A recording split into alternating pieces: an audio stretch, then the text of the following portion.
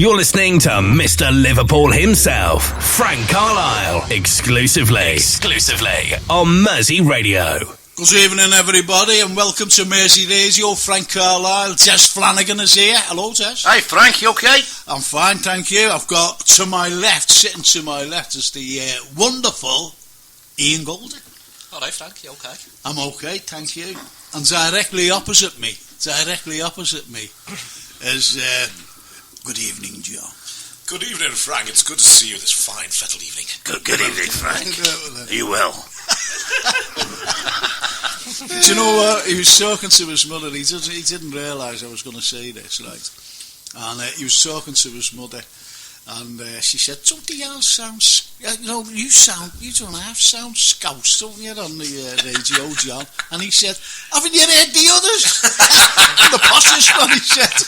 John was horrified. Absolutely was. And of course, without Jason Pennington, the producer, there'd be no show tonight. Well, that was a big silence there, wasn't it? Hiya, Jay.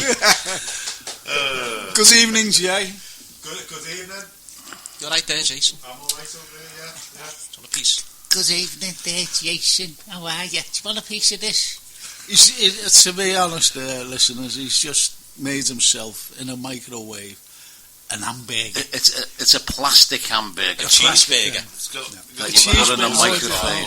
Oh, yeah. So it's not just an hamburger, it's a cheeseburger. Where'd you get it? Yeah, One of them all-in-one shops. No.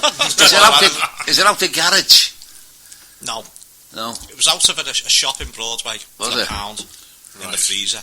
Was it? Right, okay. The cats haven't gone missing locally then. And you know what? It just filled the gap. But you know what, though? There's no taste whatsoever. You know when you see those particular things, what is it? Processed. Bargain. Is it, when you see them, the prices are slashed. Yeah. Oh, yeah. And you go, the bargain basement, as they say. And he had to go in, and he must have been rooting through everything. Listen, I've got to be honest here. I got a kebab as well for a pound. I had that before I come. No. I looked at the date on it, Frank, and I had about 3 seconds left. Part of sheer go by the sounds of things. Oh, God. But anyway, he opens up with my Losing My Religion. I think that's one of the finest videos made, that actually, by R.E.M. What do you think? Yeah. Great, lovely, great Good song, too. It's not about losing his religion, though, is it? It's about kind of like, just fed up with this. That sort of thing. Anyway, we've it's got... a mandolin, isn't it? Yes. Yeah, go on. Can I, Go on, sorry, Frank, carry on. Carry on? Did you hear this fella here? Carry on. Taxi for gold. I've had a few of them in me. Oh, can I carry on here? This is a radio show. Anyway, well, it is. We've got the likes of the Stones will be coming up. Music. I was going to say Bob Marley, but it's not. It's Pish Marley's coming up. Well, Pish is here as well. Little bit of music as well by the Knack. The Stones, as I said. And it's bad company as well. Anyway, over the weekend, boys, the sad demise and passing of John Hare. Sir John Hare. Oh, yeah. What an actor he was, Absolutely brilliant, because, when he came to the fore, he played the naked civil servant, didn't he? Yeah. And in that, everybody just looked and went, wow, who's this fella? Quentin Crisp, wasn't it? Quentin Crisp. Yeah. And he plays him to a T. Absolutely brilliant. Then we've seen him in Alien. Iconic in Alien. Albeit that it was just a small part, wasn't it? It was an opening sequence or something. And then, in my opinion, this is my opinion, I seen him in 1984 with Dickie Burton. And I think he out-acted Richard. Right, yeah. I think he out-acted him. He was brilliant, absolutely brilliant. There's Richard Burton, one of the greatest actors, one of the greatest voices. Yeah, voice. You know, just like John O'Wares. John O'Wares, yeah. Absolutely, you know. So. Under Milkwood was one of my favourites from Burton when he did that on screen. Under Milkwood, yeah. But tell them who wrote, who wrote Dylan Thomas. Great Welsh poet, wrote it in New York, places. But it is a great shame. Do you know one of my lecturers had a coat, a overcoat belonging to Dylan Thomas, right? And he wouldn't get it cleaned. It was an overcoat. Do you know why he wouldn't get it cleaned? Because he was sick on it. Oh my word! Dylan Thomas was sick, well, he was kept it. Quite drunk, wasn't he? Yeah, I mean, I thought about you. That's the first thing. I don't get it cleaned with you. He said no. He said it was his. You know. DNA's on that. Yeah, DNA. That's exactly what he said. Actually, it was John Hare's birthday. DNA then. Last Sunday, it was his birthday. Frank. 77, was it? 77, yeah. Oh. Yeah. It was a great shame. His last major performance that he was known for was doing the Doctor Who anniversary. He was the Doctor. He's one of the canon now. Which, and as soon as he turned around on that episode, you see the shadow, and you see the other Matt Smith looking at him, and he just turns with the firelight glowing on the underside of his face. And next to Paul McGann being in the episode the day before, that was just like, it's John Hare to the Doctor. What? Yeah. It was such a massive. It shows you the impact and the level and the respect that man's got. Well, yeah, because I was listening to Rufus Sewell, and he was just talking. He was outside. And he said, about John Hare. And he turned around and said, I grew up looking at him, and I'm wanting to be an actor. He said, then all of a sudden, he said, I'm working with him. Yeah. He said, but I had to, go back because I was just in awe when we were doing scenes. And he said to me, look, you've got to act, He said, just don't be looking at me with these wide eyes. He said, you've got to act. He said, this is as you mentioned, the buzzword there, impact. That's the impact. Yeah. Very humble, though. Very humble. But he starts out a bit like an angry young man, wasn't he? He was a rebel, because Brian Blessed always recants a story when he was doing Z-Cars, set in Liverpool. And obviously Hare plays as a young actor. He's come in, he's playing this thief. And he's cracking up, he's having a nervous breakdown. And he's like that, and they're all filmed live at the time. So when they film the car scenes, in the background, you see all the car in movement and all the backdrop, and he's going, no, I've got to get out, I can't stand it, and he eventually kind of loses it and gets out the car too early, so he jumps out the car when the car's moving on screen, and Blet's got to turn around and go, no, don't, he's a goner. Improvisation. And then the other problem is, he was supposed to be in the next two scenes as well, so they had to quickly get around it, whereby he's committed suicide. He was obviously guilty then. Let's finish 5 minutes early. Next scene, you see him getting out of his shower.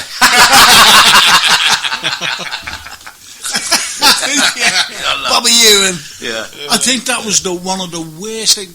Do you know what I would have done? I would have done this, because he's supposed to have got shot, wasn't he? That's how he went out of the series. What I would have done, and he went to his funeral. So Ellie May, what was her name? Miss Ellie May. Miss Ellie? Miss Ellie. The mum. Yeah. Well, she could have, my storyline would have been this, that he wasn't really dead, but he was in a vegetable state. Yeah. In a coma. The audience was in a vegetable state when he was there. No, but, that would have been my take, rather than waking up in a shower and all that storyline. It was awful. Why didn't he just come out with that, and they said, that it was a miracle cure, that he's come around. Yeah. You know what I mean? Through physio and everything else, and he's opened his eyes, and, his speech could learn him to talk and everything, and he didn't want to say to anybody. That's why they just rather say that he was dead. Brad Pitt was in that series when he was supposed to be the Dream, and I think somebody else, another famous actress, became a Hollywood star, was in it as well. But I used to love it, and I think that the show was that big, and that's why how they get away with it. Well, do you remember the Colbys, the Dynasty? Yeah. Because the end of that was a bit weird, I believe. It was like a spaceship came along and the aliens popped out and they took the lead character away. Anything to get the viewing figures. Unbelievable. That was I don't know, I've never seen that. Never seen that. I remember watching it. The only time I had ever watched it, I just had to see it because it was in the paper. How ridiculous it all was. I'll tell you what was bad. I'll tell you what was a bad ending to any series, and it was one of the greatest series ever made. And it was so disappointing. It was ridiculous. It was verging on like Aliens and whatever, and it was The Sopranos. Oh yeah. It was just so pathetic. I didn't see it, Frank. No. It was so pathetic. You know, it was a fantastic series, but you know, whatever HBO or whoever, the writer, David Chase, you know, just wanted to end it. But it was just ridiculous. I can't remember now. Was it James Gandolfini? Did he die before the end of The Sopranos was No. finished? He only died a couple of years ago. Yeah. He only died in Because that 2014, because what do you he reckon died was in Naples. was he died in Italy? Yeah. Yeah, he did, didn't he? And Well, what was he filming? you know, lots of Italian Americans go over there to Italy. You know. Right, was he on holiday? Was he still family there? No, he was on holiday with his wife, and he's just touring Italy. Just loved the place, you know. And this is where they're very proud of the roots, the Italians. Yeah. And unfortunately, he just snuffed it. And that's a wrong word to say, isn't it? I'm sorry about that, but That's the Scousism, isn't it? It's not meant to be. but you know, it's he just went, you know, in Naples. But as they say, you know, it's that sort of scenario where he went back to his roots. This is what they were saying, his family. He went back to his roots and he died in his roots. Terrible. Yeah. So that was that. Well, so what do you think of the weather? The weather's been mad. Not like Pish Marley's. Because, you know, they've had about 28 foot of snow. So Benetton. It was snowing in Benetton, wasn't it? I was just been watching the news. It's snowing. It was a live thing, you know. Well, not about Mr. Trump or President Trump. Yeah. I still can't believe he's president. No, he's not a statesman. Especially Anyway, the last few days. But it was snowing there, wasn't it? It was, wasn't it? Yeah, it was snowing. I can't say the rest of the... We can't say what the... No, okay, now there's a lot of people, the likes of Paul Burke and Mo Ah, right. and Alan Hodgson Yeah. and everybody else. Hiya, Paul. Hello. Hello, Mo. Hello, Paul. Hiya, Mo. All right, Alan, I hope you can hear me this week, okay? Yeah. Oh, yeah, he's made up. He said, I can hear Des, he said. Yeah. So can you tone it down a bit? But anyway, what do you think of the Reds over the weekend? Move on, eh? You know what? It's quite ironic with what we were talking about last week, because we said about where we thought they might be. We were saying what the problems are, and we said that it'd be panic buying if you bought in January. Now, unfortunately, after the weekend, I'm sorry, but 3 home defeats, and that was, I mean, the game against Wolves was okay. It was bad enough. Yeah. But when you got Wolves the second one in a couple of days where he didn't pick his full strength side, anyway, The phrase that was arrogance. The phrase panic buy is a cop-out, I think. Well, I think they should know who they want who would like to bring in at this point, because you haven't bought anyone off Mane. There's that lad from AC Milan, isn't it? But he's only still a bit raw. What's his name, the guy, is it? The January window was a bit of a nonsense. I think they should do away with it, to be honest. And I think that would be the best all round, because if you get players who are on the toes, they stop performing for the clubs a month before the window, and there's all kinds of nonsense goes on in the month before and in the month itself, you know. So I'd like the window done away with. Well, I'll tell you for why. Casino, Sturridge and Suarez came in the January window. Yeah. And it was forward thinking to buy them players when they did. It was forward thinking. I think Sturridge's performance in particular, you can see why Klopp was being a bit sort of more wary about him. Yeah. Simply because his pace seems to have... He didn't seem to do much, and when he actually had the 2 obviously goes in Wolverhampton, he missed both occasions. Well, normally he just has Christmas off, but he's had January off as well. I think he's gone that far. I think he's lost it. I mean, I'm not saying we didn't benefit, Frank, in the window, but look at the clubs that lost out, where they came from, you know. And I think you should start the season and finish the season with the squad. I don't like the window. And the way things have been going, because if that result had come in, those 3 results had come in, first one you probably got away with. Second one, okay. Third one's inexcusable, really. And if that would have been Rodgers, who's doing a cracking job at Celtic at the moment, he would have been absolutely lynched over this. And Klopp's kind of to be fair, right through it.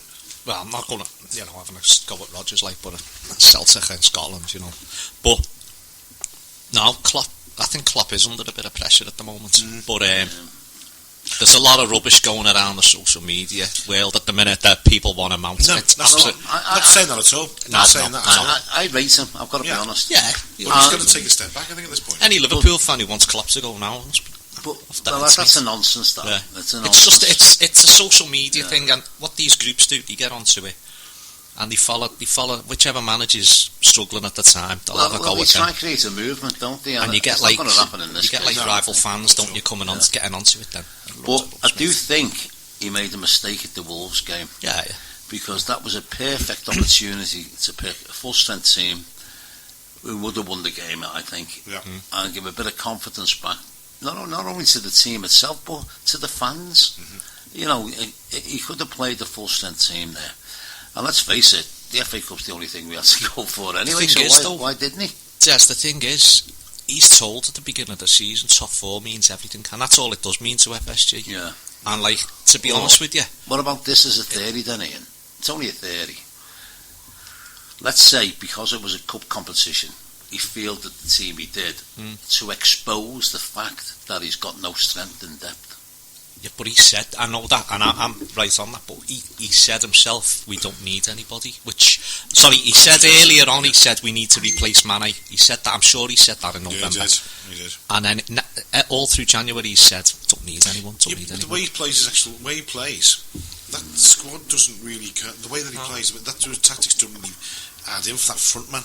If you've got something like Sturridge, you've got somebody like Ogre in there, you know, if they're not they're shooting goals or getting a ball in the net, really, they've got to fit into that system, and they don't really fit into that system as a standalone striker. So you might have Mane in there because he can actually adapt into that midfield area, but you need another people like that. It's very difficult to get hold of because most people want like an out-and-out striker. We needed players in this window, and we never got them for whatever reason. You know, the goalkeeping issue can easily settle. We discussed that time and time again. Yeah, you need a striker. You can discuss everything. You can discuss the window. You can discuss the, Liverpool needs of players.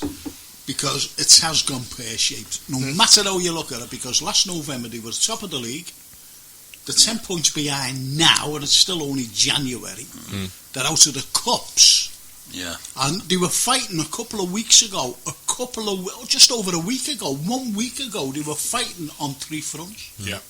I'll tell you what though, we will improve now. From February we will improve. Yeah, but the thing is, I disagree with that, because what does everyone say at the beginning of the season? We're not in Europe. We're not in Europe, so we should do well. Yeah. Now, we're not in anything. Yeah. So this is what you're saying, Ian. That they should go on and sweep everyone aside and finish. Yeah, it's too little, too late. Of course, apart from the top 4 thing scenario. Well, to fans, we want days out of Wembley. I think what Des said though, I think he looked at it wrong, and he did make a big mistake.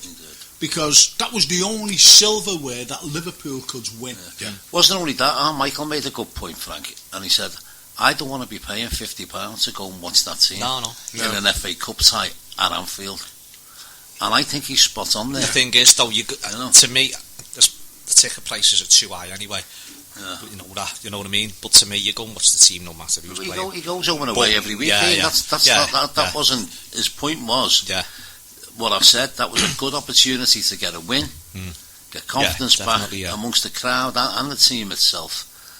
And £50 to go and see that team. Scandalous. And it also exposes the fact that because they have the strength and depth and the way they've been playing, the hopes and aspirations for the league itself. I mean, sorry, but being out of all the cups doesn't inspire me the fact they're going to win the league.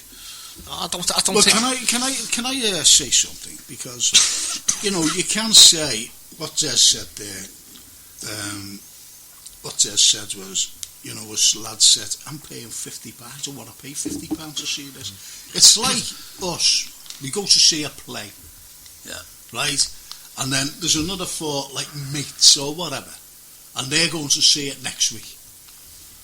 They're going to book it today, but every one of us thought that it was awful, a waste of money.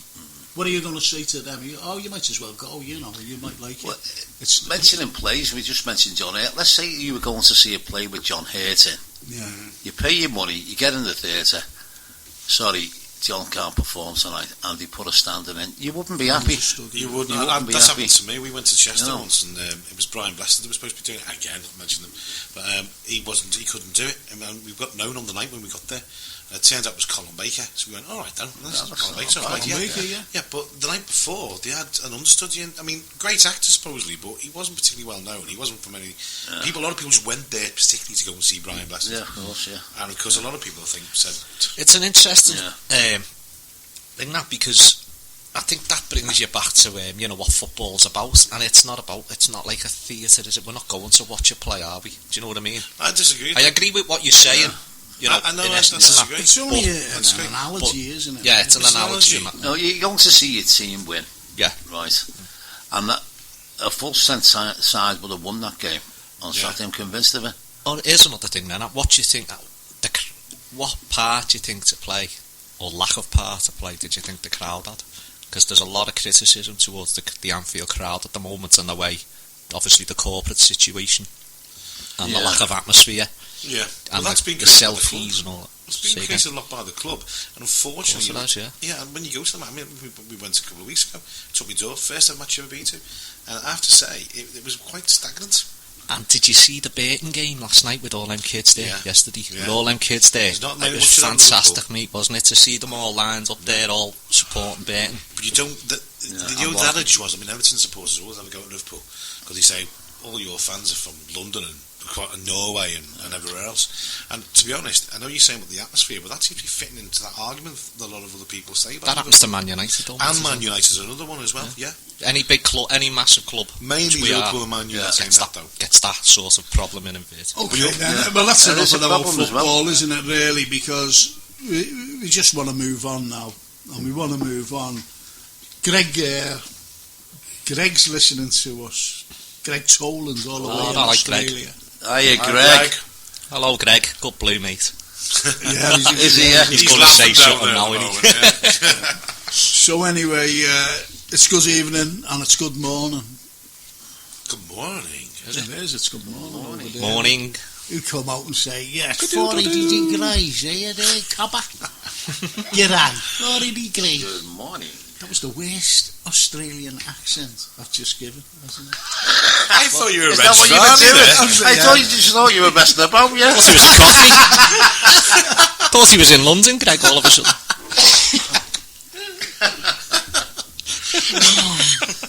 Anyway, it's just nuts, isn't it? And you get these, you get these personalities, don't you? Who, you know, the likes of John Hurt, the likes of Richard Burton, the likes of these greats, you know, sadly passed on. But you've also got greats now. I'm going to ask you right out, and just quickie, who's your favourite actor and actress today? Got Robert De Niro and Al Pacino. Okay. So yours. Let me have gone. He's just through it, Adams, hasn't he? You know, that's the glamour of radio. Yeah. Oh, just said it's not very glamorous now, is it? Because we haven't got an answer. I'd say, go on, you say it. What do you reckon? No, you say. Okay, right. Okay, if it's an actress, I think it's got to be without question Meryl Streep. Meryl Streep, yeah. I'm being honest. I mean, and then as an actor, I mean, there's so many you could do. And unfortunately, my favourite of all time was Laurence Olivier. Unfortunately, he's dead now, isn't he? Yeah. So, but of course he is. But Kenneth Branagh, I really like as well. Okay. I think Kenneth Branagh is seen him on stage. Solid, isn't he? Yeah, he is solid. Absolutely, yeah. Very nice bloke too. Do you know who's a great actor? Sean Penn. Yes, I can concur with that. Yeah. He's a great actor. He was in a great film. I mean, when you start thinking, I'll give you the list. Yeah, but yeah, I mean, you can go through. Off the top of my head, I don't think I've seen a bad film with them, either of them two. No, you haven't. No, you haven't. And even with Sean Penn in.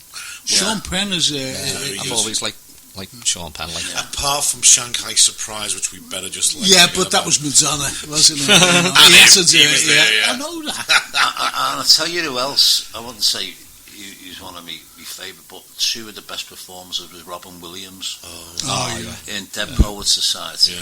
Oh, that's fantastic. And, did you ever see Runaway RV? No. It was so funny.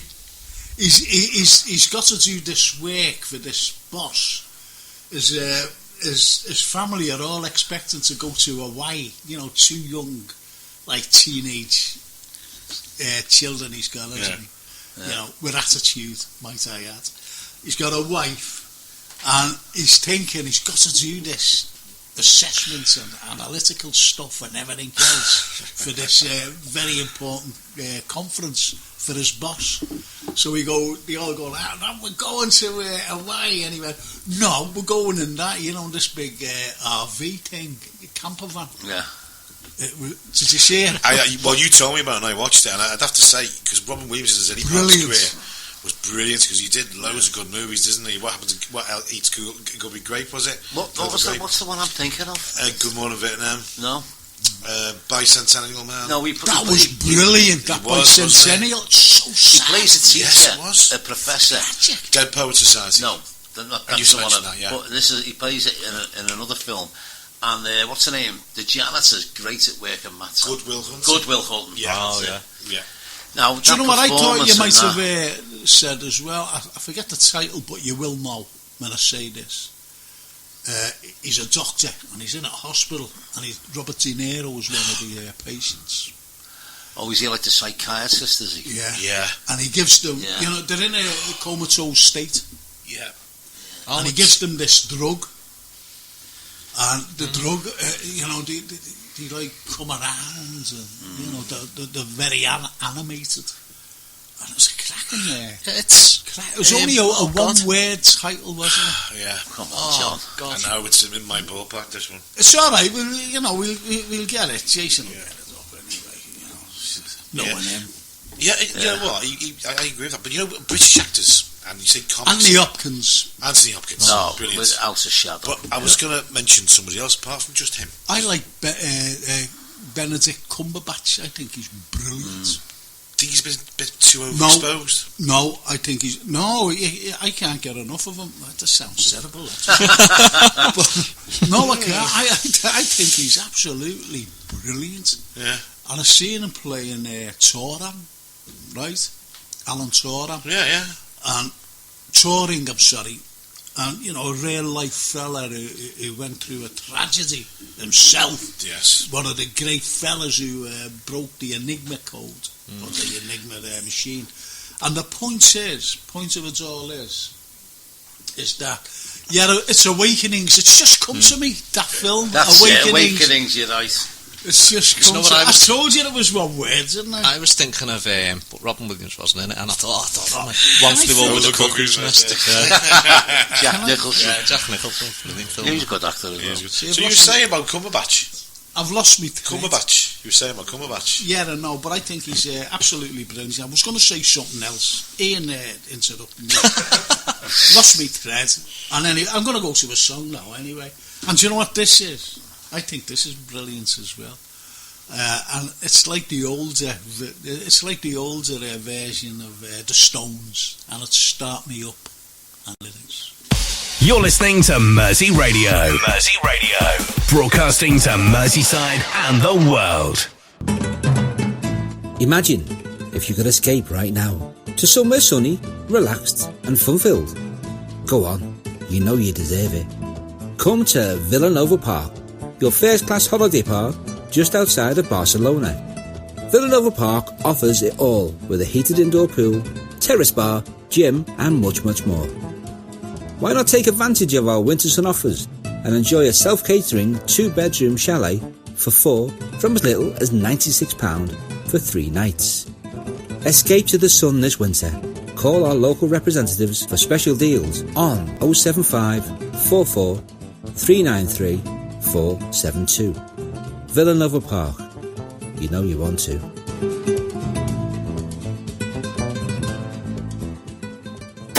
Have you got a special occasion coming up? Need the wow factor? Then look no further than Stevie Mac's Party Shop, the one-stop shop for all your party needs. DJs, balloons, banners, mascot hire, candy floss, popcorn and much, much more. Call 0151 525 0872 or visit our website steviemacs.co.uk. Is your garden looking tired, untidy, need some help to spruce it up?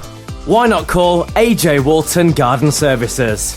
lawns, hedges, jet washing, and much, much more. All areas covered, with a special offer of £10 every 2 weeks or £15 every 4 weeks. Call John now on 07474 727 951.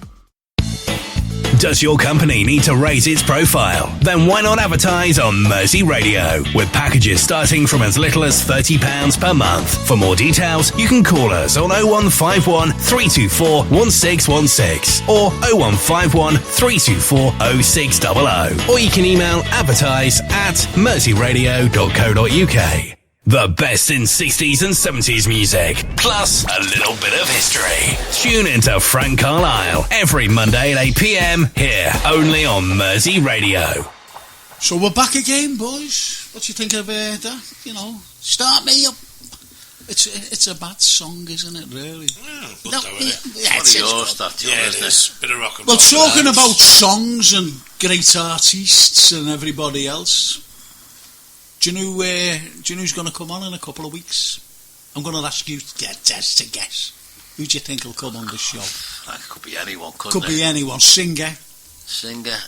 Again, could be anyone. Could be anyone. Who's a friend of ours? Oh, Andy Gamble. Andy Gamble.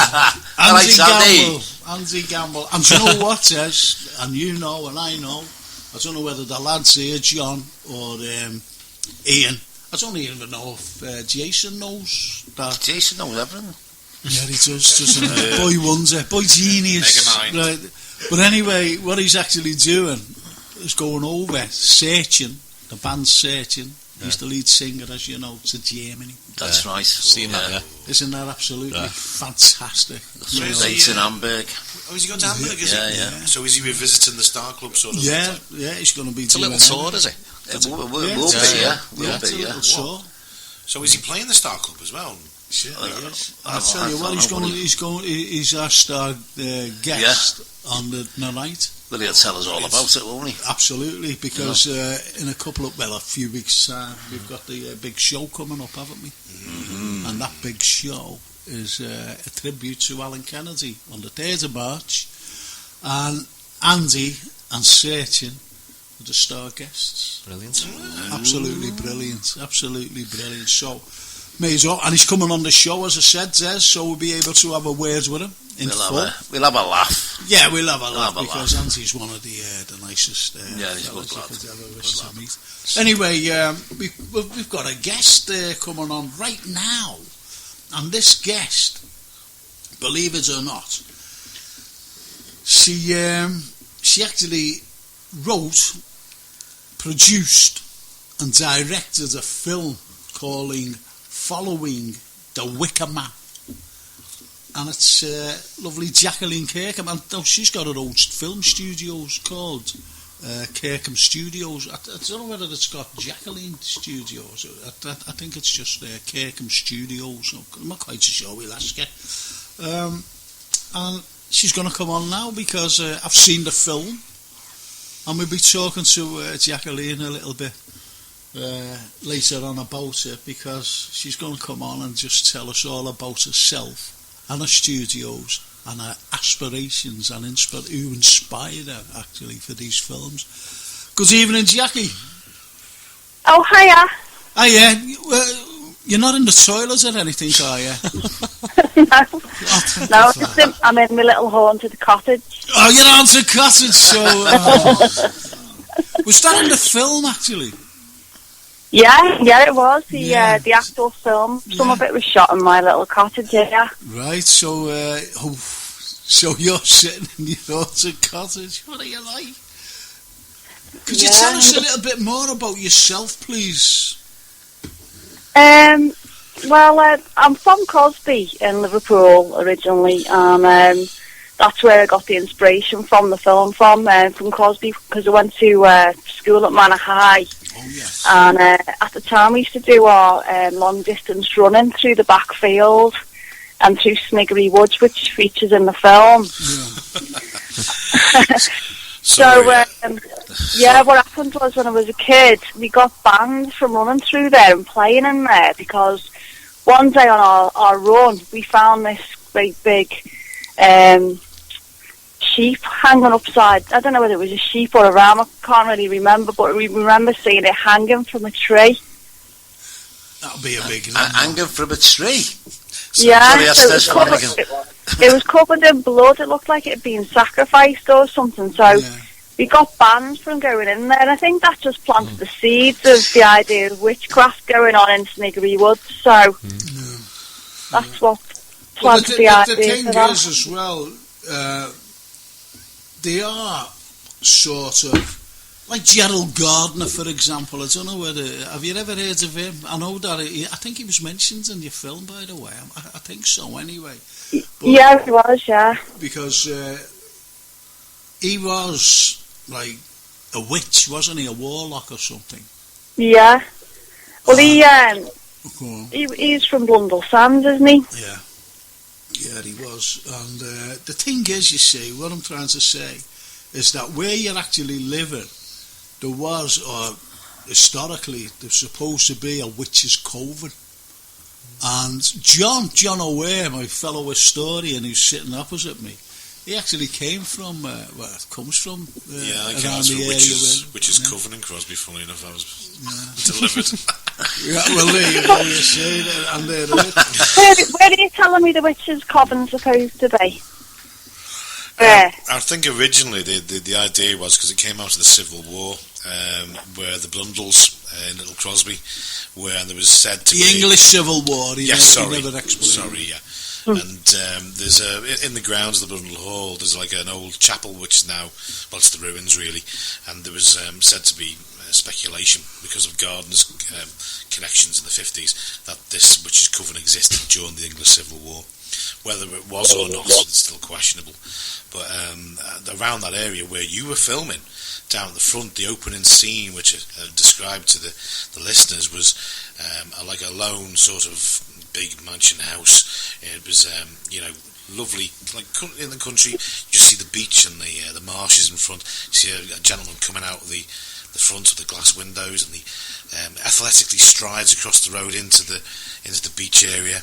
Absolutely fantastic. The lovely atmosphere created with lovely folk guitar, reminiscent of the original Wicca Man in the background. Now, opposite that building, out of shot, there's a little area where there used to be a bigger house, about 4 stories high, and it was originally like a mansion house for a ship's captain, and eventually got turned into an asylum, and then later on it got turned into a variety of flats. And in the 1950s and 60s, eventually into the 60s, it was closed down.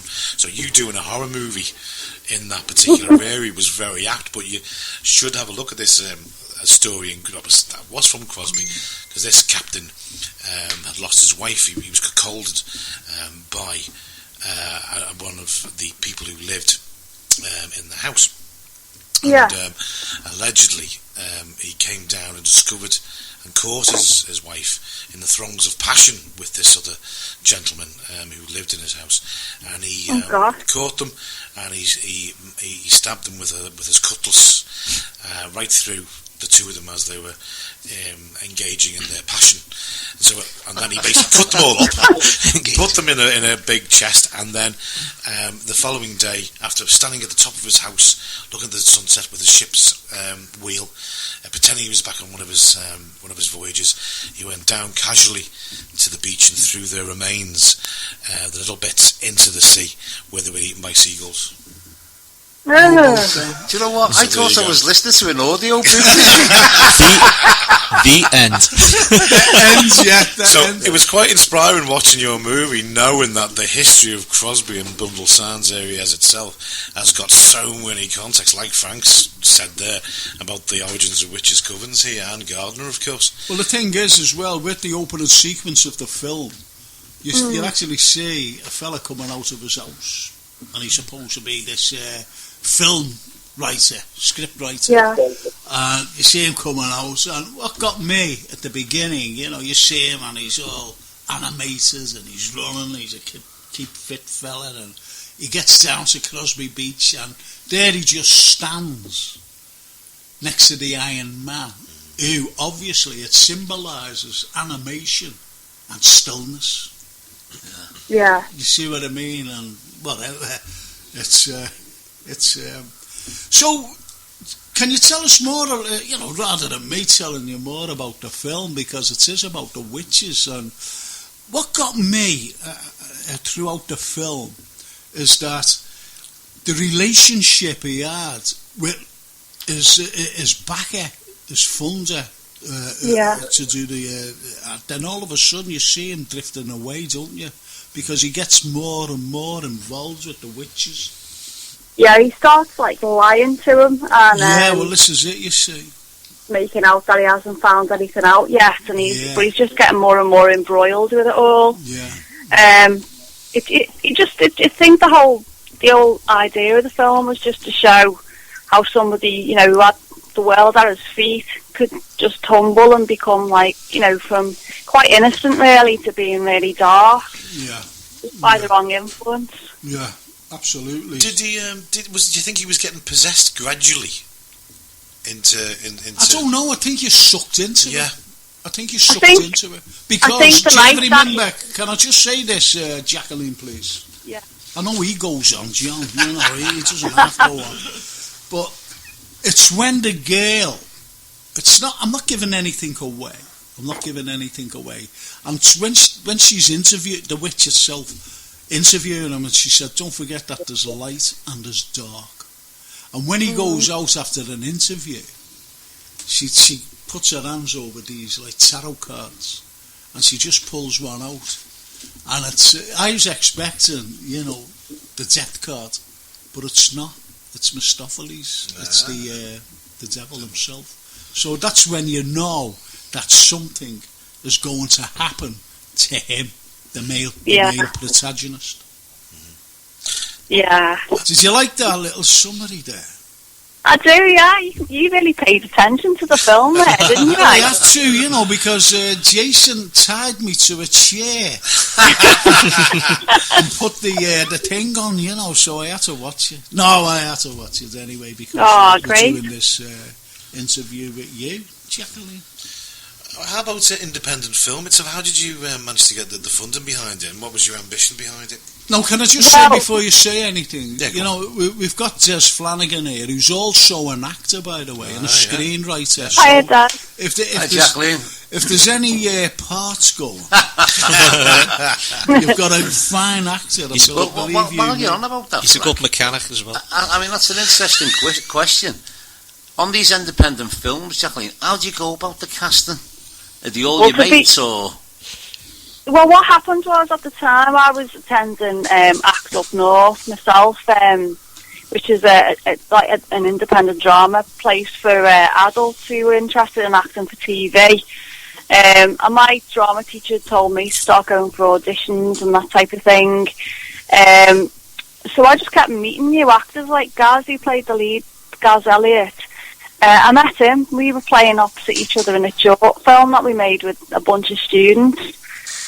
So when it came to casting my film, we did put a call out on two websites, Casting Call Pro and Star Now. Yeah. And we actually got inundated with people who wanted to be in the film. So we ended up hiring our local tennis club in Bundle Sands and auditioned there. I'm not joking, we had loads of people turning off. Do you know what though, Jacqueline? I think that's fantastic, but I think if I would have been fantastic, when to be honest, especially in the shower.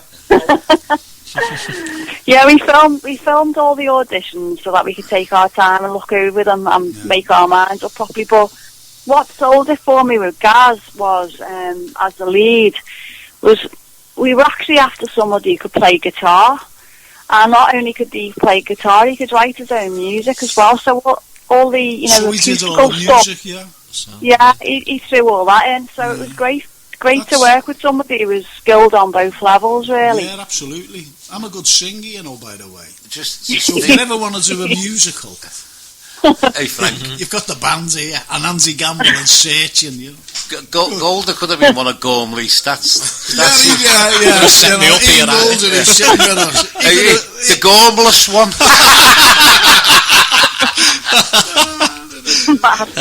Good job I can laugh at myself, innit? Yeah. Good lad.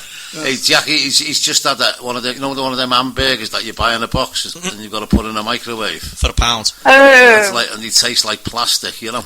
Yeah, well, it just has one of them. It didn't even taste that good, to be honest. There was no taste to it whatsoever. But anyway, Jacqueline, what's your next venture? I've got a couple of scripts in the pipeline. I'm just waiting to get some money for both of them, really. I've got The Haunting of Ivy Cottage, which is going to be another low-budget one, which I can make here. I've already got a cast for that, so you just need a little bit more money saved up before we can get to filming on that. And I've got another one, which is a gangster film about drug deals going wrong in Liverpool. Yeah. There's a bit of murder and a few twists and turns in that one, a bit more of a fast pace to it. Well, what's that called, Jackie? That's called at the moment, it's a working title, but it's called The Scorned at the moment. Scorned. Yeah. The Scorned. Well, The Scorned is, I think a woman comes into that. Yeah. A woman scorned. The twist is it is a woman in it. I can't really tell you that. That makes it a very clever title, that, Jackie. It does. It's absolutely wonderful. So listen, Jackie, with your last film, and obviously you written it, you directed it, and even produced it. The point is, where did your inspiration come from? I think it was just like things that had happened in the childhood, like I told you before, when we went running through the on a school trip with the. No, obviously, I know what you mean about the little school trip and running through. And and we just always thought stuff was going on, and funnily enough. No, I mean, what inspires you, to get into these films? That's what I'm saying. Well, we used to play in that Sniggery Woods, and we used to find all kinds of weird stuff knocking around, like people had hung twigs in the train, and stuff like that. So it just all played on my mind. Yeah. No, but we had what I mean is, when you're a child, obviously, you're afraid and you're just going, but you don't say, I think I'll make a picture of this. What I'm saying is, what made you, what gave you the inspiration, as you got older? Well, I think what happened was... What films? Start filming.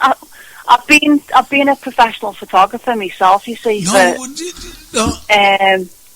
a couple of decades now, really, and 45 now. But, so it wasn't a great big leap for me to move from still images to cinematography. Most of the groundwork had already been in there with the camera work, and our light works and stuff. Jackie, I think what Frank was getting at, do you admire anybody else's works that along the same genre? I love watching loads of movies. I love Tarantino and Alfred Hitchcock, even. I even love a good old-fashioned Hammer House of Horror movie. Well, what about the likes of John Carpenter? Halloween. No, you haven't heard of him, have you?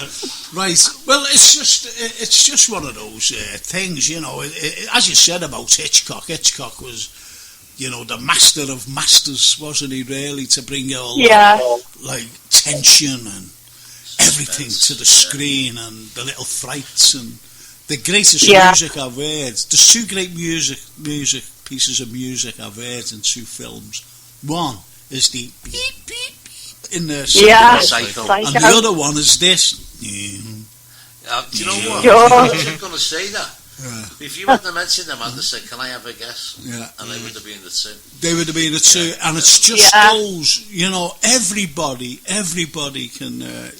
How many times have you tried to say, "What's the music in The Saints or Superman or Star Wars?" And they all sound the same. All John Williams, you see. Yeah, they're all John Williams. Now the point is, if you say, "Well, what's the music in Jaws?" What's the music in Psycho? Beep, beep, beep. Yeah. Frank, how about Halloween? You said that before. It's just Carpenter's just a piano. Yeah. It's just the notes on a piano. Absolutely It's very amazing. Mike Oldfield, isn't it? Yeah. Very Mike Oldfield, that Tubular Bells feeling to it. Yeah, absolutely.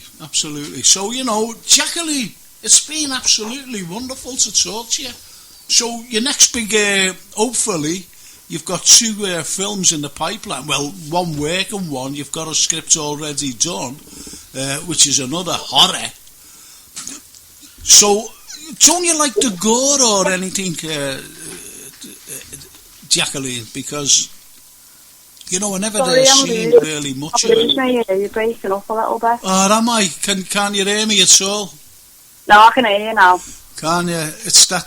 Okay. I'm just saying, you know, lots of films have a lot of gore in. And yours didn't, you know, which was a nice little surprise, to be honest. It was a nice little surprise, rather than all the blood and the gore and the everything else. You know, I'm going to tell you something now.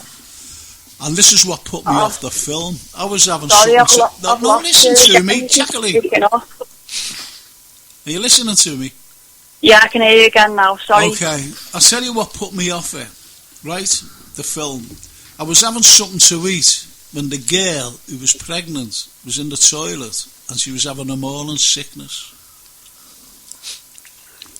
Oh, I'm really sorry. I keep losing the signal on the phone. Oh, did you? Well, it wasn't anything important. So anyway, don't be worrying. And Jacqueline, it's been so nice. It really has to talk to you, you know, this evening, and it's just absolutely brilliant. And good luck with your next new ventures. And Des would like to say, yeah, Jackie, can you hear us? Yeah. No. Oh, we've just lost Jackie. But anyway, you know. Never mind. Yeah. What do you think, boys? Very good. Really interesting, actually. You were right, Frank, though. That atmospheric sort of thing was more prevalent, wasn't it? Yeah, it was more prevalent. Where can we actually get to watch the film? Well, this is what we were going to say. Yeah, and we can get a chance to ask her. No. Well, what I wanted to ask her, I mean, she's done it all herself. Yeah. And what advice would she give to anyone who's thinking of making a film, you know? How do you get started? Where do you go? And how do you raise the money? That kind of thing, you know? Well, this is it. And unfortunately, she was on the phone. I thought she might have been on Skype, but she wasn't, was she? No. Which is, that's a shame. She lives in a haunted house. Ooh. And where does she live? In a cottage. Where in, though? Crosby. Oh, in Crosby. Yeah, it is Crosby, isn't it? Yeah, it's my area. No, he knows where it is. He was saying that mine was to be by me, and I thought he was talking about Shrewsbury. Because listeners, every time John is not here, and they say, well, where are you now, Johnny? Shrewsbury. Shrewsbury this week. Yeah, I don't know what's down in Shrewsbury. You won't tell us, will you, John? Cottage, a lot of lovers. Haunted. But anyway, what we're going to do, we're going to for a break, and after the break, we're going to have the wonderful Pish Marley. But what we're going to do first, before Pish comes on, we're going to play some of his music and let the music dance. By Pish, written by Pish, produced by Pish, directed by Pish, and sung by Pish, and played by Pish. So it's over to Pish and let the music dance. Who's it by, Frank? Listen to Mersey Radio wherever you are, on air, online, and on your phone. www.merseyradio.co.uk. Whatever you're up to this Sunday, whether it's the DIY, the housework, or you're cooking up a storm in the kitchen, tune into the Sunday Show with Gary Reddin, 2 till 4 every Sunday for the soundtrack to your Sunday, here on Mersey Radio. For the best signed and unsigned artists, tune in Tuesdays at 8 p.m. for WWK Signed and Unsigned with Billy Kelly. Getting out of bed, rubbing your eyes in the morning, going downstairs and having a cup of coffee. Is that how you start your day? No. What you need to do is open your eyes, lean over, switch your radio on, and listen to The Big Breakfast, Monday to Friday from 7 a.m. Getting you out of bed in a different way. Jason Scott. The Big Breakfast. Right here on Mersey Radio. The best in 60s and 70s music, plus a little bit of history. Tune into Frank Carlyle every Monday at 8 p.m. here, only on Mersey Radio. Wasn't that fantastic? Yeah, it's stunning. And Jason just said, I wonder if that was, the home. I wonder if it was about Liverpool that he was, singing about. Well, anyway, we'll ask him because we haven't got him on. We film in 2 minutes. But anyway, we were just discussing there, wasn't we, about the wall? Yeah. And it wasn't Hadrian's wall. No. Because he said, didn't he? He said, that's me mother. My mother was born there. She's Scottish. So where he gets the wall from is Hadrian. There you go. So it's Hadrian's fault, built maybe? 2,000 years ago. Yeah. Do you know when Hadrian became emperor, by the way? Do you know what year? 117 AD. Wow. And he said, I've had enough of all this expansion. So he built a wall. That's why he built the wall. Not only that. Don't be looking at me. I used to lecture in it. Say the words. He also built a wall. What did they say then? He also built a wall in Germanic, Hispanic, and Gaul. Did you know that? And he also built, this is Trump now, he built a wall around his golf club. That's his golf course, didn't he? In Bonnie, Scotland. Does that mean he's going to be sent back to Scotland then? Because he's technically... No, he's going to go back to Rome. Terrorise the locals. I know his father, they all came from Germany. So where did he get Scotland from? It's his mother. That's his mother, She was German as well. No, his mother was Scottish. Scottish, was she? She was a German, Scottish. He was Scottish, okay, the new sort of... American. Yeah. No, I was looking at you because I was going to say to you, and I was going to ask you before you started accusing me of all sorts. I'm only joking, Carl. You can't do anything. Can you tell me about the Antonine Wall? When was that built? The Antonine Wall was built in the 2nd century. Right.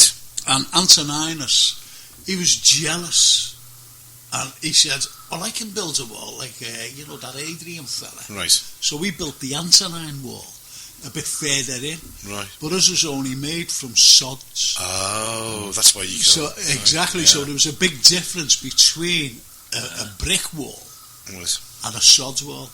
So you told everyone to sod off. Well, all right, that was a little joke, but it was built from grass. That's your Antonine. Right, because I've been wondering for years about that. Never bothered thinking about it until now. Emperor Antoninus. Right. So there's nothing left of that now? No, that's all. Well, there is. Sod all, yeah. But there is, there's things there, to prove that. He built them in the Highlands. Yeah. Yeah, it's slightly above, isn't it? Yeah, it is above. Yeah, the north. That's why it's called the Highlands. You see. You don't mean above, not in the sky, is it, mate? Can I finish here? Instead of everyone jumping in, this is wrong. You're all banned from next week. There'll be no one in here. There'll only be me. No, you can all come back. I got frightened then. We love you. But anyway, no. See, that's why it's called the Highlands, because it was looking down. And if you see every wall, right, around, no matter where, it always looks down. Did you know that? That's interesting. It's very interesting. It's like Offa's Dyke, isn't it? That was the same sort of Offa's idea. Dyke, yeah. In Wales and England, and that's the same thing. It's looking down on the... It's looking the down. English Yeah, because every wall's for protection, isn't it? So well, that's what they say. Looking down, you're from a position of strength. Yeah, but that's what they say. But if you look at like what's going to be built today, a wall in America going from one coast to another, it's wrong. Yes. Yeah. Because there's a wall in... Where's the other wall that you can think of? And it's not the Berlin China. Wall, yeah. But no, that's a nation wall. That was okay. Israel, Palestine, Jerusalem. Yeah. Israel. Oh, yeah. Israel. Total. Massive wall. Very, very high. I think it's about 40 feet It's high. intimidating, isn't it? It's very intimidating. There was also one in Belfast too. Yeah, because that's where... Well, we'd rather not go into that. No, I was just saying, it's one about walls. No, I know. Yeah. No, I know. I know that. The one in Israel is concrete, isn't it? It's like a castle, and the graffiti on the sides of it. So it shows the conflict in the raw. Yeah. You know, it's very horrible. But anyway, I think we've got Pish on. Our friends all the way from snowy Canada. Hey! And snowy Canada is snowy, isn't it? Do you know what? I was watching a horror film last night, and it was made in well, it wasn't really. It was made in Alaska, but Alaska's like near Canada, isn't it? You know, it's on the border of Canada. Yeah. Snowy waste again, and it was about a bear, and this bear was not genetically modified, and it was a mad bear, and it went around with eating the sheep. people. With the sheep. It's everyone. You know, I think it's like the cameraman and the director, because it just went skew with, you know, especially eating the director. Do you think there's any films ever been made about Canada that haven't got a bear in it? Think about it. Yeah. Mountie. Yeah. Do you ever remember Cody? It was that was about Alaska, wasn't it? I remember Due South. That was in America. Due South, that was good, though. Yeah. Was there a bear in that? Yeah. Actually, there must have been in one episode. I think there must have been in one episode, yeah. But the guy who played the lead part, Paul Grossman, I think his name was Grossman, he appeared in a World War I movie called Passchendaele. And the Canadians, believe it or not, who were this heavily contributed to World War I British forces and had their own beach in D-Day. Yeah. Frank will back this up.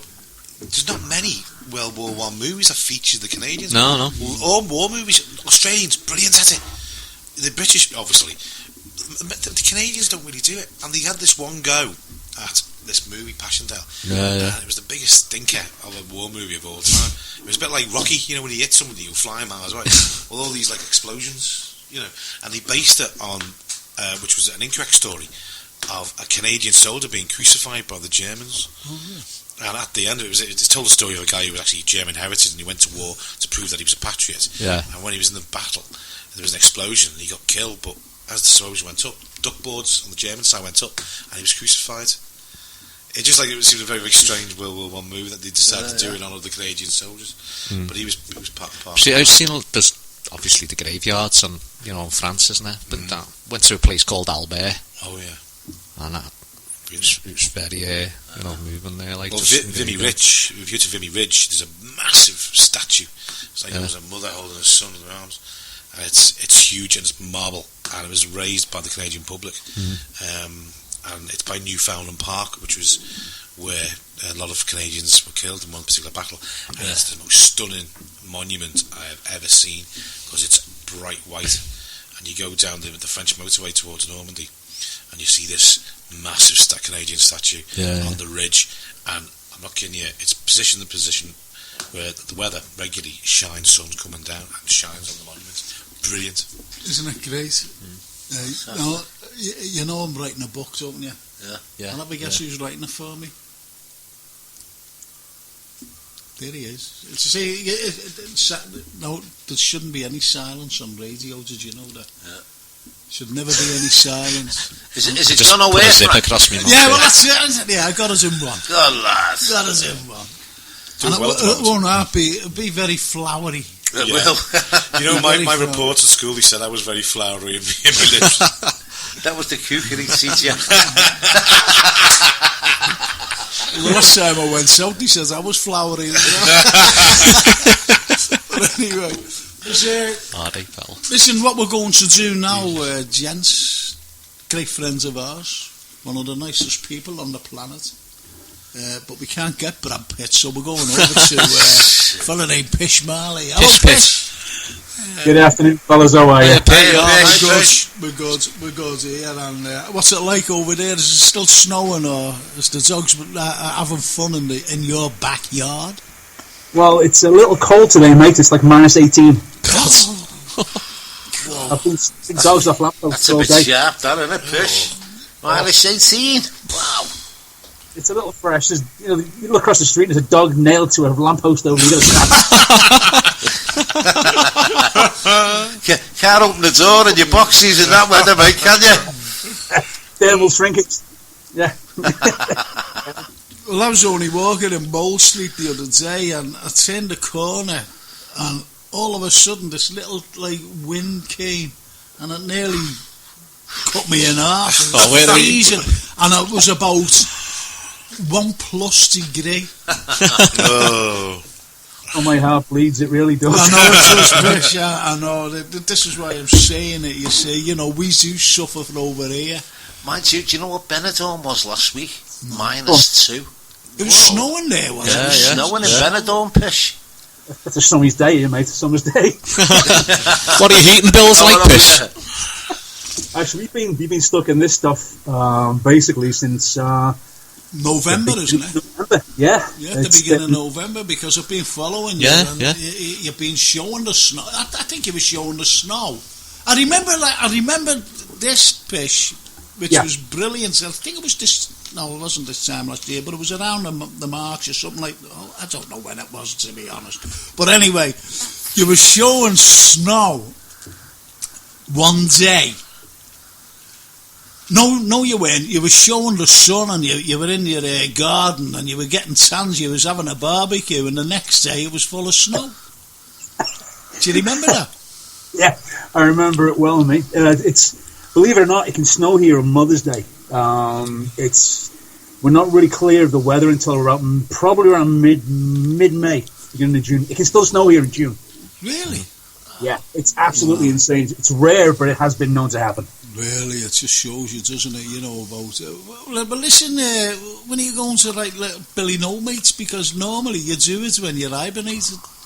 That's true. It's funny you should say that. Actually, this month, I've been off for a while from work. I've been laid off because of the weather, obviously. And normally I come right down the studio. I get stuck into doing some stuff, and which I had been doing before Christmas time, and then Christmas came and New Year's came, and everybody got fat, and so I just sat around the house for a little bit, doing nothing. Yeah. And but the last 2 weeks, actually, I've been down in the studio recording some cover numbers, like some cover tracks. Yeah.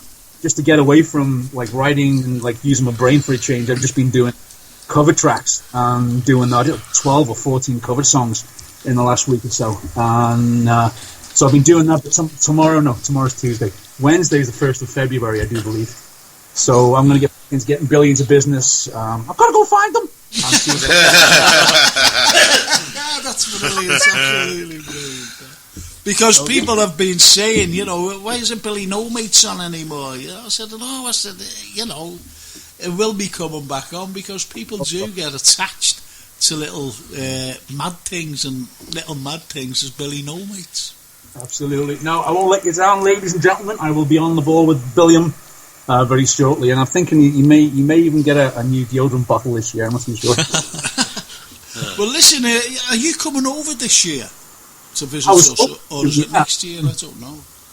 Yeah, we were going to come over last year for our 25th wedding anniversary, but we didn't get round to it, obviously. Yeah. I think the last time I spoke to you guys was in October, I think it was. That's right. And we did our 25th anniversary in November. So, we were going to fly over, but we got sidetracked with a few things over here. Obviously, my daughter had twins and things. Yeah, that's been absolutely amazing. It's been busy over here. We're definitely contemplating coming over because I really miss the place, and my wife has been bugging me trying to go, where do you go back over there? And I'm like, if I'm going on my own. I need bloody dogs, you know what I mean? But we'll see. Yeah, I definitely want to come back over. Well, the thing is as well, when you do come back over, no matter how long you've been away, even if it's just a couple of years, you'll see a massive change. It's massive. I know. The last time I was home was 2014. I did some shows over there with my band and that, and I hadn't been home prior to that in 4 or 5 years. And I'm telling you about Liverpool 1 that you mentioned about. You were naming some of the streets down there in Liverpool 1. Seen it until 2014, and I was just knocked over. It was great. That's great, that, because we don't half look forwards. This is what we were talking about today, to be honest. And Pish is coming over. I think it's this year, I said. And the lads were saying, is it this year or next year? And that's why we asked you, because we'll all meet up. Absolutely. Definitely meet up and have a few beers and everything else, and hopefully listen to you play. Yeah, or end up in prison, one of the two. So, The 4 of us, or the 5 of us, or the 6 of us. It's up to Johnny Cash, Pish. Not a problem. So listen, what have you got on the cards now, over there, or you just still snowed in? Don't you get out to play your music, or, because it must be very frustrating for not just yourself, Pish, but, your neighbours around you. Well, I'll be honest with you. The last person except for my wife, actually, I haven't seen anybody to talk to physically one-on-one with in 21 days. Sounds like my wife's on with me. It's been different. Pish, I mean, have you ever thought of moving? What are the benefits here, Pish? What are the positives? Yeah, definitely thought about moving. It's very, very quiet. I mean, to say it's very quiet around here. As you guys know, I've got a graveyard behind me, and it's more noisy back there than what it is in the street. It's crazy. I believe Florida's nice, you know. Yeah, and we'll all go over there. We can do the show from over there. You can be on every week then. If you move to Florida. Yeah, but I tell you something, right now in the States, I wouldn't want to be living there right now. I think I'm happier where I am. No, I don't know whether I prefer Canada with the bears or Florida with the alligators. Oh, God, did you see that one on the Facebook thing last week, was it? Or yes. What one? Huge. Yeah. Hey, Pish, we were just saying before you come on, has there ever been a film set in Canada or about Canada that didn't have a bear in it? Yeah, you've got to think. Think about that one. I don't. Do Canada make films? You know what I mean, though, don't you? Yeah, no. I think Vancouver. There's got to be a big movie in Vancouver with no bear in it. It's a giant bear. Haven't you seen it? It climbs a building. It grabs hold of an aeroplane. Oh no, wrong film. Or a lumberjack. You know, there's either a bear or a lumberjack. There's a lot of TV shows filmed in Canada pretending to be American cities, like CSI, isn't there, and things That's like right. that. Canada's like the big place to go to. Well, it's the cheapest, isn't it? It's like anything. Liverpool gets taken for New York when they film around Water Street, and when they film, you know, the likes of St George's Hall and the Walker Gallery, Pish. Well, that's taken for either Germany or Russia. Russia, yeah, you're right. Did you know that? No, didn't know that at all. Well, my friends, that's where we go around talking like that, you know. Where are you going to? They fine. All trying to blag a pass as an extra.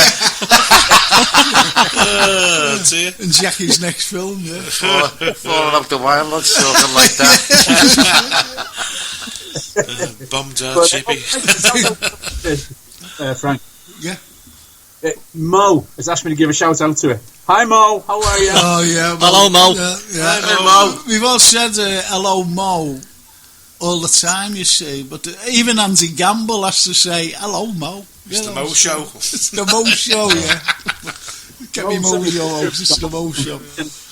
So what are you up to now? Sitting there, I know you're just sitting there talking to us and everything else, but have you been playing any music or going over things or what? As you said, you know, you haven't spoken to anyone for 3 weeks, which sounds mad to me. It is insane, I must admit with you. That's why I've been doing the cover tracks in the studio, just to get away from the sort of, what's the word I'm looking for here?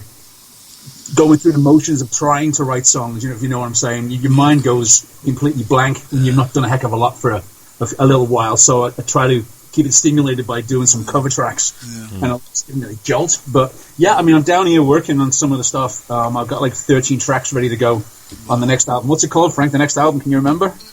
It's about it's funkin', isn't it? There's something about funkin'. It's about funkin' time. Funkin' time.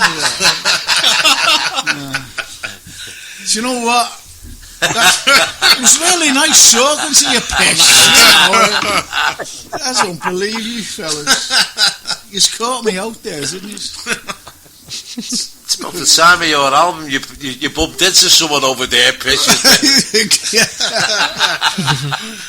See, did you hear the fun that way? Hey, Pish, what do you think of Liverpool's demise? Because I know you're a massive Red. You know, all the way over there in Canada, you must have been watching it and everything else. You know, we're in a week without of it, really, without the league, without 2 cups. So what's your take on it? Well, basically, I mean, I watched the game, actually, Saturday morning, because it was on early. It was, I think it started at 12:30 where you are, so like 7:30 in the morning here it started. And I was on a pop on the Friday night, so I didn't get out of bed till about 8:30, and I came over and I used the laptop to get the game. And I got onto one of the sites, and it was nearly half time, and I looked at the score, and it was 2-0. I said, I'm going back to bed. And I think, to be honest with you, this started back in November after the second international break. We had a roll going. We had a great session going. We were winning. We were scoring large numbers. I mean, we were also conceding large numbers. But we were winning, and we were winning big. And then we had that second international break. Firmino came back, and he's never been quite the same since he got back. And with the injury to, his ankle, it got whacked out there for 6 weeks or what it was. And it's just little niggling things like that have upset the momentum, the movements. I mean, the fluidity and the movements off the ball has really slowed down in the last 4 or 5 weeks. There's been no sort of anybody running on the ball, like running for the ball. Well, do you know what you're saying? Like, you know, through lack of form, loss of form, not lack of form, and the likes of little injuries. Don't you think that players should have been already in place with a bigger squad and a more strength of a squad rather than what they have today? Because my daughter Francine said, Dad, she said, if you look at the likes of Manchester United, Manchester City, Arsenal, Tottenham and Chelsea benches, so, you know, compared to ours is absolutely awful. That's what she said. And yet the strength on every one of those teams' benches. If you look at those teams you mentioned, I don't like to mention the M word, but if you look at the teams that you just mentioned there, they have a bench full of first-team players who are quite capable of coming on the field and, you know, doing what they have to do. Whereas when you look at our bench, you've got a couple of guys in there that may do something, but the rest of it you're hoping for. It's not top quality. It's mediocre quality at the best. I mean, I'm being a bit harsh. I don't know. No, you're not. I think that we're pushing youngsters ahead at the time to give them a greater sale on value. Right, yeah, I think you're right. That's what I think they do. But I think also that Liverpool are shattered. That team is shattered. Yeah. They've got no buzz because they've got no energy. We were only talking the other day, Frank, weren't we? Like the Shankly team is paying 60, 70 games a season. It's a faster game now, I think. It is different now, though. But if you look at it, can I just say something there? Because I know what you're saying about faster and everything else. And when you look at the Shankly team and the Bob Paisley team, they were playing in mud with a dirty, great, big, heavy ball. That's a good and one substitute. Absolutely. See, don't forget, these are playing on snooker tables with a very light ball. They have the best of boot. They have the best of physiotherapy. Yeah. All the equipments with electronic equipment, you know, to get bruises out, to fix you up. Yeah, down there you have Bob Paisley just rubbing a muscle. Yeah. Can you imagine a manager coming along that's just going to say, I'm just going to do what them players did in them days. I'm going to have a team and use it as they did in them days and see how they got on. Yeah. You know what I mean? Yeah. No, I don't mean particularly. And that style of football, a physical game. I meant like it's very physical. To be honest, I've got to be honest. Very physical. If you look back to I don't like talking about United, but you look when Ferguson had that United team, it was more or less the same team every week that he played. It was actually, you know, and he had 5 or 6 years. Because he got them all young. I mean, 5 or 6 of them come through together. Yeah. You know, Beckham, Giggs, but you know, Scholes, yeah, you know the one. You know, Neville's, the Nevilles, and they all come through together. Yeah. But it was the same team every week, and I think that was largely down. The success is largely down to that. Yeah. I totally agree because Rafa, when Rafa was manager, he was rotating the team. Yes. Yeah. But he said, didn't he? He said, I have to rotate the team because I haven't got a strong enough squad. He said, I've got to rest players. I have to. So do you think it's more pampered players, or I mean, Pish, I think they're like, you know, just not as physically as adapted to this sport, or has the game changed that much that we're missing out on things here? I think basically they're treating them like pussies now. They get so much money. They're not putting in the effort that they should be putting in the game. The physicality of the game is gone, basically. They've got that out in the rule book. You can't do nothing now like somebody getting booked or sent off. It's gone a little insane. I think basically they're treated like little angels, you know. They go out and they dance on the field and they perform and do what they got to do, like trained seals. But they're getting paid boosters for doing it, but they don't seem to be putting the heart into it. Like, I don't see the passion. I don't see the drive. At the beginning of the season, yeah. I mean, it was amazing at the beginning of the season when these guys kicked off, because you knew something good was going to happen within the first 5 minutes. And if it wasn't like a 4-3 win or a 5-2 win or something, you knew, but you're going to see a game. But also, you know, Pish, when you make that many changes...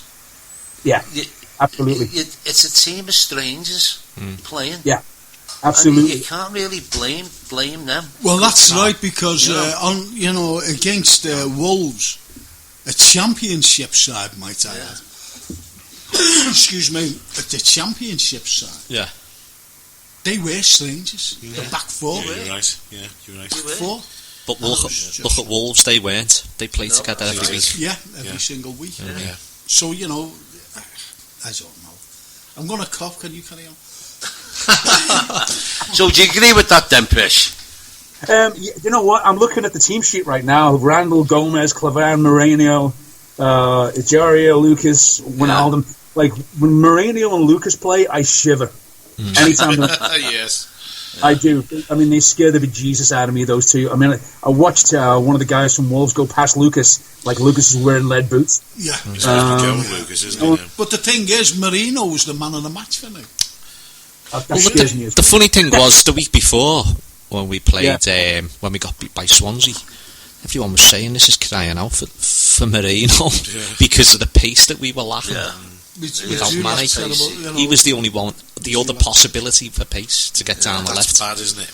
That's bad. Because we had no lacking pace, big time, in that team at the minute. Pish, unfortunately, we've come to the end, of this wonderful conversation about singing, Little Billy No Mates, snow, bears, alligators, Florida. It's been absolutely wonderful again, and obviously you'll be coming back on, and because we love talking to you, Pish, because we all love you, because you're an expat with a Canadian accent. I keep telling you, a few beers down my neck and I start talking like you lot. Au contraire. Well, listen, obviously, when is he coming back on again, Jason? Who's going to sort something out with you? Is that okay? Perfect, fellas. I appreciate it. It's always a blast being on with you guys. Thanks a lot. Honestly, Pish, you're a star. You're a good man. We can't wait to see you over here back in Liverpool, playing live. That would be great. And I'll get some Billy stuff worked out for you soon, mate. All right. Brilliant. And if we're doing a tribute night at the time you're over, you'll be on. Yeah. How's that? That'll be absolutely slamming. Definitely good stuff. Okay. All right, mate. Thank you, Pish. All right. Lads are going to say to that to you now. Nice one, Pish. See you, mate. Pish, brilliant. See you, Pish. Right. You fellas stay safe, and keep out of the dustbins. Yeah, and you keep away from the bears. Okay. Take care, fellas. That was the wonderful Pish Marley. Isn't he fantastic? Sound, isn't he?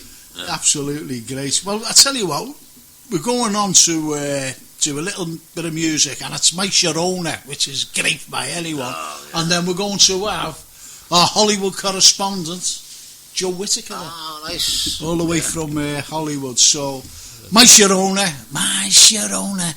Love this song. And Jason picked this out, by the way, because he said, I knew you loved that. And I said, thanks, Jason. Really? He said, yeah, I knew that you'd love My Sharona. I said, why do you think that? He said, because we played it loads of times. So anyway, here's My Sharona by the Knack. And thanks for getting us up, Jason. Thank you. Listen to Mersey Radio wherever you are, on air, online, and on your phone. www.merseyradio.co.uk. If you like classic rock, tune into Will Meadows, Saturdays at 8 p.m. for the best in classic rock and great guitar music. For all your around the world sports news, tune into Neil Garner every Monday at 10 p.m. on Mersey Radio. The best in 60s and 70s music, plus a little bit of history. Tune into Frank Carlyle every Monday at 8 p.m. here only on Mersey Radio. My Sharona. How's that, boys? Brilliant. Always reminds me of my favourite beer. Does it? Yeah. What's that? Well, Corona, doesn't it? Corona. I like That's it. great. I think you've got to come out with a bit of German there. Bit of culture or something. Have you got a bottle of Sharona there, please? Yeah. I just like it. Anyway, do you know who's listening in, boys? Ooh. And this fella is brilliant, absolutely brilliant. One of our great mates who comes to the wonderful tribute nights, all the way from London. He's got this wonderful name, big French name. Oh, yeah. I'll have a guess who it is. It's got to be Antoine. Antoine. And he's Hello, Antoine. How's that, eh? Look, How's that? Hope you're coming up to the next one, mate. Yeah. Well, he's a bit ill at the moment, unfortunately. Yeah, so... We'll get well soon. Yeah, definitely get well soon, because he's a good friend of us. Yeah. Good friends of the show, good friends of everything, and he's just one of the nicest people on the planet. One of the nicest people, and I love him. And we all love him, don't we? Yes, absolutely. Okay, so what we're going to do, we're going to go over to Hollywood. Ta-da! Absolutely brilliant, but she's no shark. No, she's no shark. She's a piscine. She's a bait, isn't she? You know, when she gets out there, all the fellas, all the sharks come to her. She's the bait. She is the bait, but she just beats them off. Beats them off. They're laughing there in the background. And there she is. It's the wonderful Jo Whitaker. Hiya, Jo. Hello, how you doing?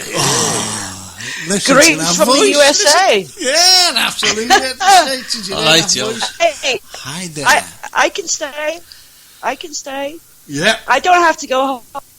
Oh, well, there you go, you see. It's absolutely wonderful that you're there. Now, listen, don't be moving around with your phone anywhere, you know.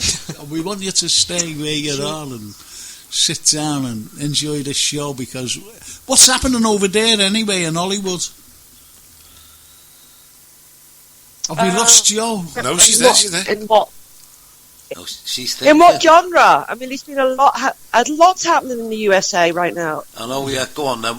How's Trump? What?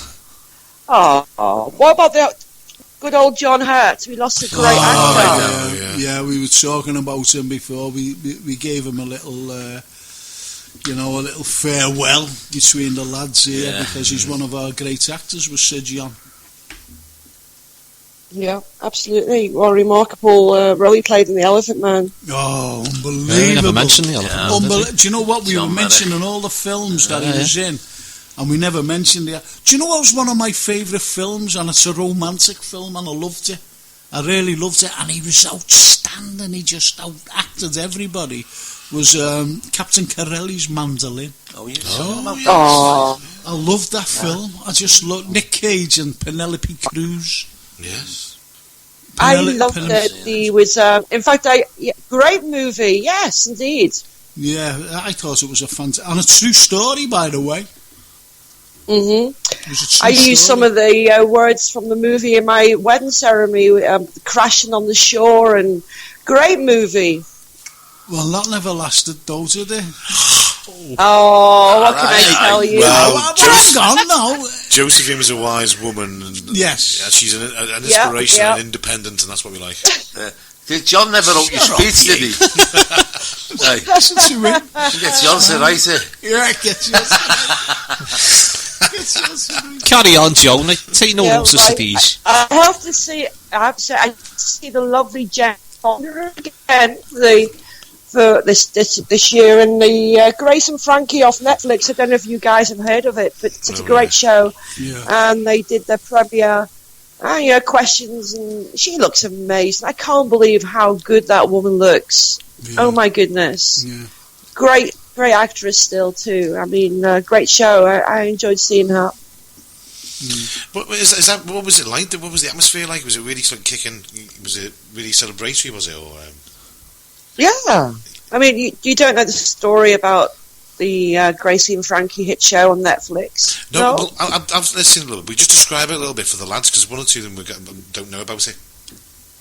Oh, well, the old friends, married couple, 20 years down the line, their husbands are affair, and they come out and they, tell them their husbands have been gay in a relationship for over 20 years. Wow. And that's the start story. It's really entertaining, very funny, very good acting, very good cast. It's like an emotional roller coaster, isn't it, as well, mind you? And it's tried to engage. It's a very serious. It's a very serious issue, really. Yeah, absolutely, isn't it? Because I always remember. I know him well. His wife said, "I'm leaving you," and he was just devastated. But she left him for another woman. It happened to my friend of mine, yeah. It happens, doesn't it? Yeah, it does happen. People can't know what they feel. But you remember the News of the World, Joe? Yeah. I never forget this. I was a teenager, about 18, something like that. I had black hair now. Anyway, I'm sure I had black hair. Anyway, you know what I read? It was only a little column, and it said, "This is true. This." A woman runs off, right? No, the husband runs off and leaving Mrs. Such a Body devastated. He ran off with the milkman. It was the milkman. It's absolutely amazing. So, I bet you never heard that before, have you, there, Joe? No. Like the fella said, I think my wife's left me because of me addiction to poker, or she just might be bluffing. Yeah, these are the jokes. Oh my goodness! Oh, you laughed at the last one, Joe. Yeah. So what are you up to yourself, Joe? Grossed in what Trump has been getting up to since he came into power. I've been surprised, but very fearful of what's going on from America right now. And if I was to be honest, it feels like war. It feels like we're getting ready to go to war. Because let's face it, these countries that have been affected by the restrictions of getting to the USA have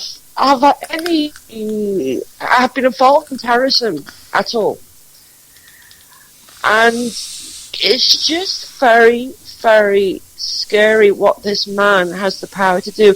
I know there was at the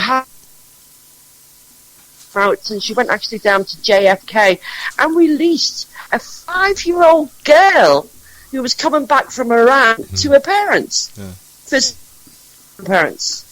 who was detained throughout the day, and she was great, through her judgment and to get there, was able to release a 5-year-old. The wrong people are being affected, and I think it's outrageous in any modern society. It's unconstitutional for one. It's wrong on every level.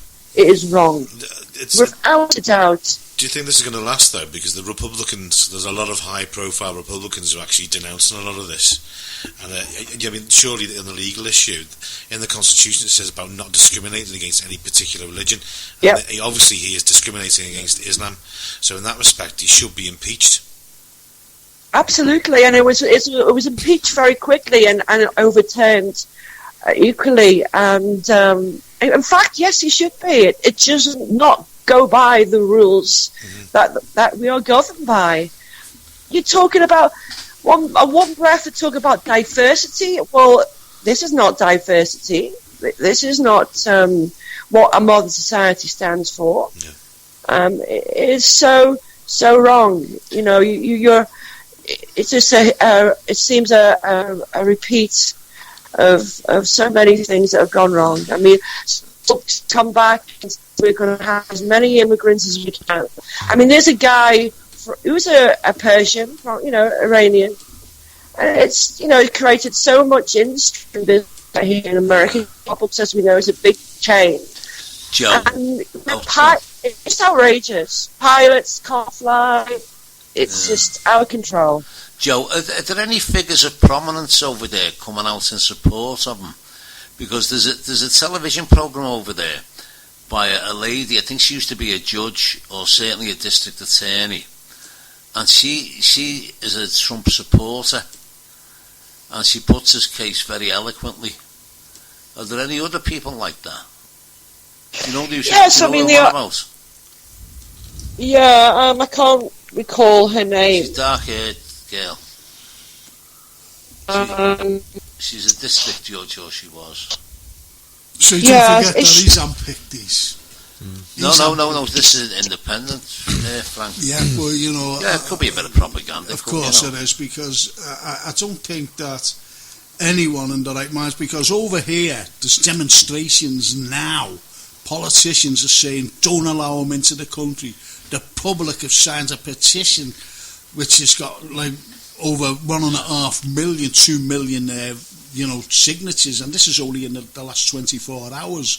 The leader of the Labour Party, Jeremy Corbyn, sent a letter saying you cannot allow this man into the country because it hasn't split the whole country. The whole country's behind it, to be honest. You've got the Scottish, you've got the Welsh, you've got the English, you've got the Irish, you've got everybody saying about this particular man, coming into the country, and it's just horrible. It's just a horrible scenario what's going on in our country, and it's all because of an American president. It's never been known. What are what protests are going on over there, Joe? I mean, these major protests at all the airports, JFK, Washington. I mean, the Washington State Attorney General says he will sue President. And he's over. Bob Ferguson was one of the 16 state attorneys generals who said the order is unconstitutional. People are going out there, and they're really, as much news as we're getting in the UK, demonstrating the same is happening here. I mean, it is a big, massive outcry, and it is just I just cannot fathom it. And we can go back to the Clinton, and we can go back to the Obama, and both times they put an embargo on. It was at times when we were at an unrest through terrorism, with the Iraq. It was, I think it was in for 6 months. We could contain that. But anyway, Joe, we've come to the end, unfortunately. It's 10 o'clock here. I don't know what time. I think it's 4 o'clock over there where you are. It's the Oscars soon. To make next show. Yeah, hopefully. we've got to talk about the leads up to that as well, if you don't mind, Joe. In the next show, is that okay? Yeah, get out and see La La La Land. It's a really good movie. Well, I was taken for Ryan Gosling, and I said, "Oh, listen, people, I'm a Scouser. I'm not from LA." You don't believe that, do you, Joe? No, of course not. But anyway, Joe, I love you. The lads love you, and we'll see you next week. All right, peace and love. See you, Joe. Take care, Joe. Ta-da. Bye-bye, Joe. Bye-bye. Well, that was Joe Whitaker. I've got to thank Des Flanagan. Thanks, Frank. I've got to thank John Away. I've got to thank Ian Golder. Thanks, Frank. And without Jason, the show wouldn't go on. Also, our special guests, who were Pish Marley, Jacqueline Kirkham, and all our wonderful listeners. Have we left anything out? No, and we're all going to go home now. We're going to have a cup of tea. We're all going home. Okay, so this is Frank Carlyle from Mersey Radio. God's willing, see you all next week. Bye-bye now. Bye-bye.